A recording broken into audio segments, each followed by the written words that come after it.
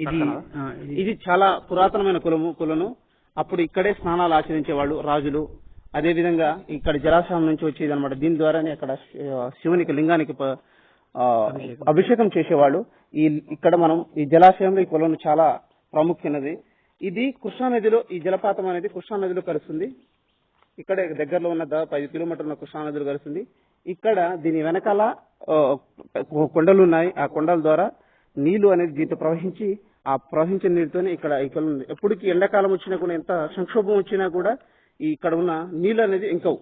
అది దీని యొక్క ప్రత్యేకత. ఇక్కడ మనం చూడొచ్చు. ఇక్కడే దీని పక్కనే అది టెంపుల్ కూడా ఆ గృహంలోనే కట్టడం అనేది మనం చూడొచ్చు. ఆ శివాలయం అనేది అది ముఖ్యమైన ద్వారం.